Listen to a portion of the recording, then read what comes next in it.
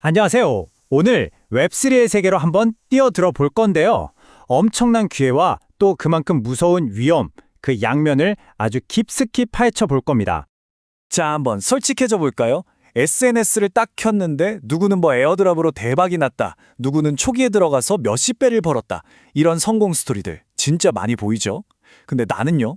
매일 똑같이 인터넷하고 게임하고 영상 보는데 이건 그냥 내 시간을 공짜로 바치는 것 같고 이런 기분 다들 한 번쯤 느껴보셨을 거예요.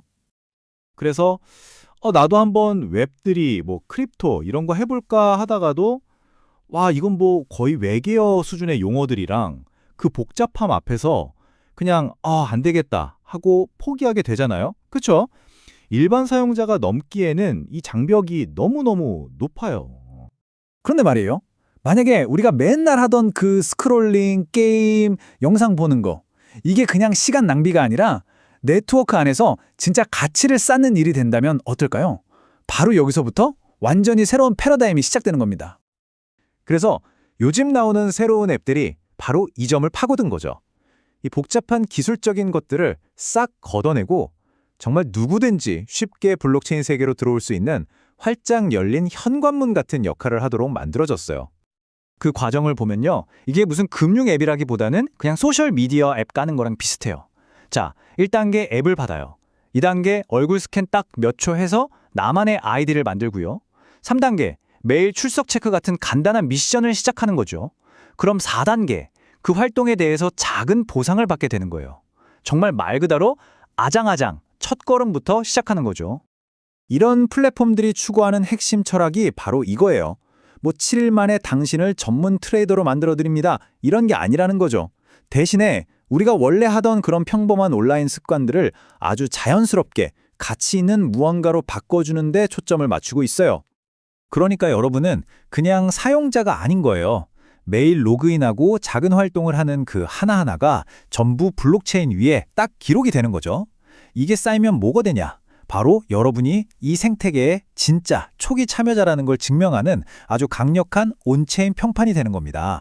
자, 이렇게 진입 장벽이 낮아지니까 정말 많은 사람들이 웹3로 들어오고 있단 말이죠. 근데 여기서 생각해 봐야 할 게 있어요. 사용자와 돈이 몰리면 당연히 그걸 노리는 해커들도 몰리게 됩니다. 이제부터는 이 새로운 세상의 화려한 이면에 숨겨진 아주 차가운 현실, 바로 수십억 달러짜리 리스크에 대해 이야기해 보겠습니다. 445억 원. 잠시 이 숫자만 한번 보세요. 이게 뭐냐면요. 단 한 번의 해킹으로 그것도 1시간이 채 안 돼서 도둑맞은 돈입니다. 어마어마하죠? 자, 이 타임라인을 보면 정말 기가 막힙니다. 속도 때문인데요.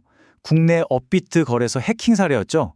해킹이 시작되고 단 1초 만에 1,370만 원이 사라졌어요. 1초 만에요.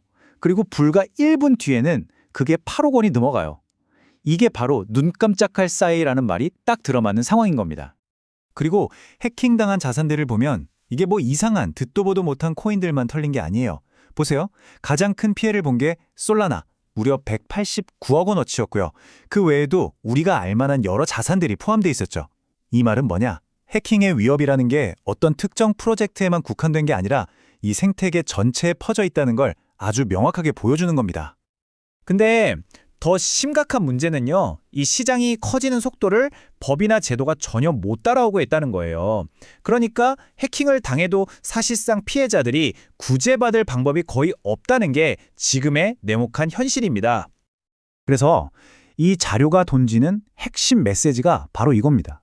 문제는 당신 코인 가격이 오르냐 내리냐가 아니라 이게 아예 통째로 도난당할 수 있느냐 없느냐의 문제다. 관점 자체를 바꿔야 한다는 거죠. 그리고 이 엄청난 리스크는요, 전문 트레이더들한테만 해당되는 얘기가 절대 아닙니다. 생태계 안에 있는 모든 사람, 그러니까 우리가 맨 처음에 얘기했던 그 간단한 앱으로 매일 출석 체크하는 바로 그 사용자들에게도 똑같이 적용되는 이야기라는 걸 반드시 기억해야 돼요. 자, 그럼 어떻게 해야 할까요? 한쪽엔 엄청난 기회가 있고 다른 쪽엔 모든 걸 잃을 수 있는 리스크가 있고 이 사이에서 우리는 대체 어떤 길을 가야 할까요? 이제 이 웹3의 약속과 위험, 이 두 가지를 다 놓고 보면서 우리 각자의 길을 어떻게 찾아야 할지 한번 진지하게 고민해 볼 시간입니다. 정리하자면 이겁니다. 한쪽에는요. 정말 쉬운 온보딩, 내 일상적인 습관이 돈이 되는 경험, 초기 참여자라는 지위 같은 약속이 있어요. 엄청나게 매력적이죠. 하지만 그 반대편에는요. 대규모 해킹, 법적인 보호장치의 부재, 그리고 내 자산 전부를 잃을 수도 있다는 위험이 버티고 있는 겁니다.